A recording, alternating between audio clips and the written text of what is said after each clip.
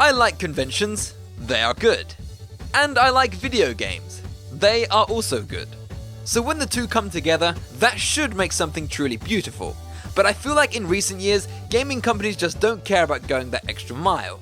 They just want you to play their video games with as little effort as possible. But it wasn't always this way. And that's why today I'm going to take you back to September 2004 to show you the best NAMM convention experience I've ever had. Enjoy!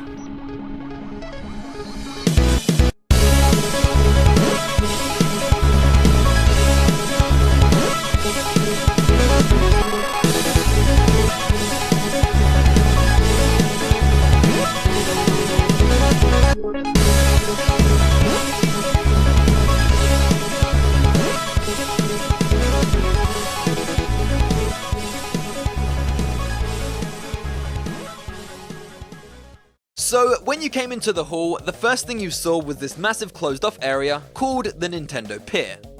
Everywhere else was super open, and though there were games to play inside at all times, the only thing I cared about was exploring this Nintendo Pier. As you went inside, the first thing that caught your eye was this Helter Skelter, and yes, it was totally rideable. But let's step back a bit here. As you entered, there were two areas of interest: the Nintendo Arcade and the Haunted Castle.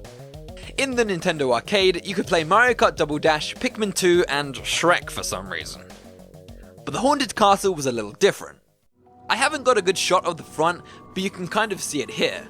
And basically, it was a really dark area where you could play Metroid Prime 2 Echoes and The Legend of Zelda Minish Cap. Opposite the Haunted Castle, there was a fortune teller, and sadly I can't really remember much about it, but I do think it was sort of like Katrina's tent from Animal Crossing. But this may be backed up by the fact that as I was leaving, the fortune teller gave me a KK Slider keyring. That also unfortunately I can't show you because I've since lost it.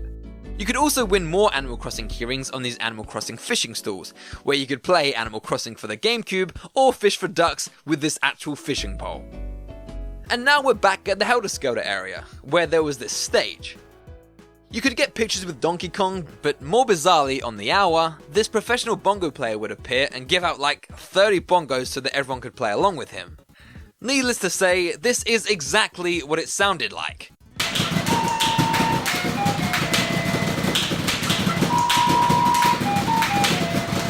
Right beside the stage was the Donkey Konga booth, which was decked out to heck and obviously the main attraction.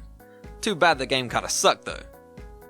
Still, I remember standing here and being so smitten by the decor that I didn't give a damn how the game played, which just goes to show how much events like this matter to a young audience. Next to the Donkey Konga booth was a Mario Golf one. And here you could play Mario Golf Toadstool Tour for the GameCube, Mario Golf Advance Tour for Game Boy Advance, and Real Golf with Real Putts. And yes, I actually did play this. There was only like 3 holes, but what else was they gonna do? Next to Mario Golf, there was an entirely pink booth called Miss Pink. They handed out free candy floss and sticks of Nintendo-themed rock, as well as letting you inside the shop to play on a pink Game Boy SP. Looking back, I don't know why they dedicated a whole section of the floor to a pink SP, but they did, so there.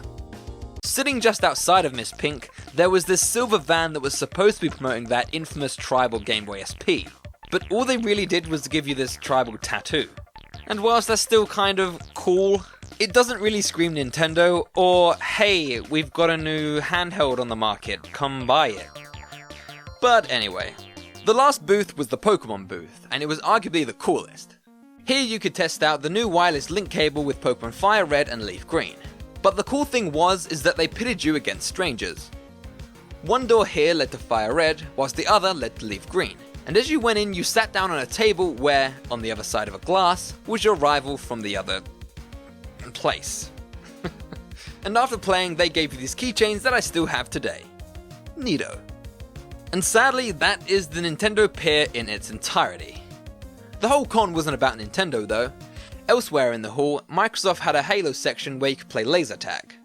Sony also had a booth for Crash Bandicoot vs Spyro, and I actually won this t-shirt. And last but not least, the infamous N-Gage phone. It was here too, uselessly promoting itself and giving out these free t-shirts. Apparently I've lost the N-Gage t-shirt, so here's Spyro again. And yes, it is too tight, it's like a small. I'm a medium, if you didn't know. Now you might think that this was some massive event that they went all out on, but honestly, it was tiny in comparison to E3. And yet E3, arguably the biggest gaming event of the year, now has less to offer.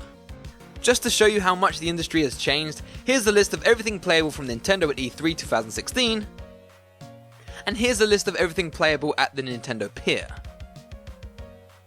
Now look, I'm not blaming Nintendo, I'm just saying that across the board, conventions aren't what they used to be. But Jesus, is anything?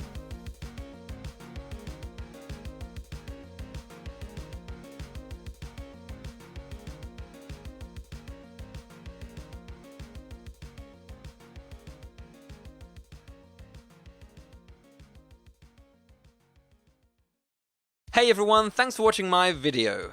If you want to follow me on Twitter and Facebook, then go to twitter.com/SuperGameEskimo and facebook.com/SuperGameEskimo.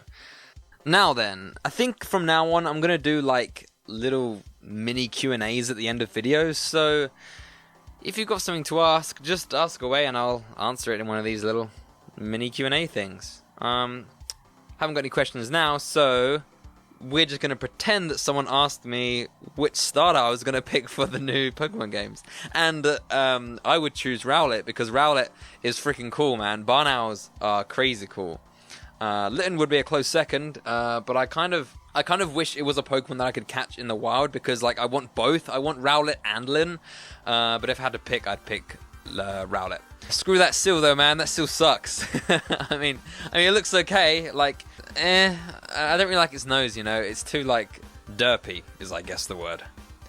But I mean, it could change into something much better, and I guess that's more important because, like, sometimes with Snivy or Snivy, Smugleaf, whatever you want to call it, I just kept that Pokemon in my party. Like, I didn't evolve it because I liked that form better, and I suppose it's better if this still looks crap now and then evolves into something that's really awesome, because then you can evolve it and have fun with it rather than keeping it cute.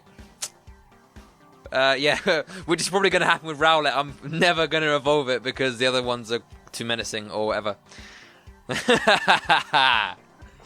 Anyway, yeah, that is the preview of question and answers at the end of the video. Yeah, thank you for watching, everyone. I'm SuperGameEskimo, and I'll see you later. Ciao.